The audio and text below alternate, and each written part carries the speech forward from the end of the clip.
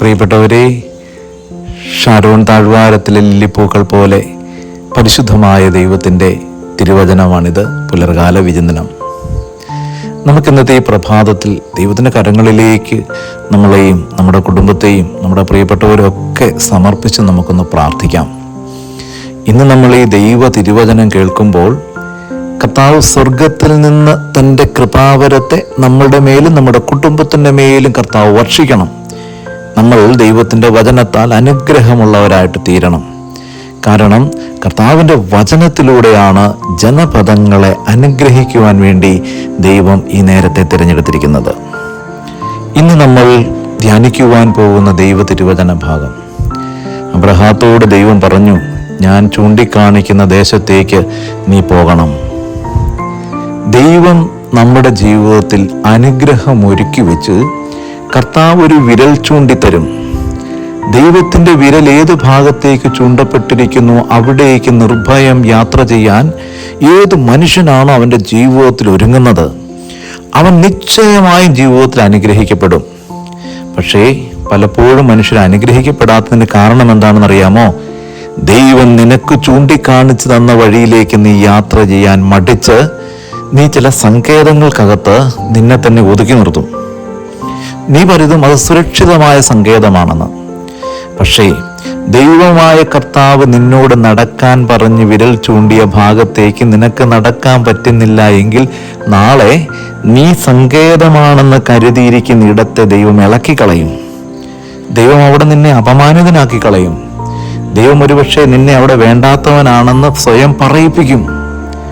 കർത്താവ് ചൂണ്ടിക്കാണിക്കുന്ന ഇടങ്ങളിലേക്ക് നീ പോവുക.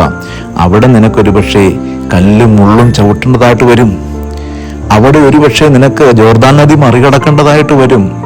പക്ഷെ തമ്പുരാൻ നിനക്ക് വേണ്ടി ഒരുക്കി വെച്ചിരിക്കുന്ന വാഗ്ദാനത്തിൻ്റെ മണ്ണ് ദൈവം ഒരു ദിവസം നിന്റെ കരങ്ങളിലേക്ക് വെക്കും. നീ നടക്കുന്ന ഭൂമി നിനക്ക് ഞാൻ സ്വന്തമായി നൽകുമെന്ന് അബ്രഹാത്തോട് പറഞ്ഞ അതേ ദൈവം നീ ചവിട്ടി നടക്കുന്ന മണ്ണ് നിന്റെ കരങ്ങളിലേക്ക് ദൈവം വച്ചു തരും. ഇതാണ് കർത്താവിൻ്റെ അനുഗ്രഹം. യോനായോട് ദൈവം പറഞ്ഞു നിനിവയിലേക്ക് പോകാൻ. യോന എന്ത് ചെയ്തു? കപ്പലിൻ്റെ അടിത്തട്ടിൽ പോയി അവൻ സുരക്ഷിതനായിട്ടൊരു സ്ഥലത്തിരുന്നു. ദൈവം അവിടെ അവനെ ഇരുത്തിയോ?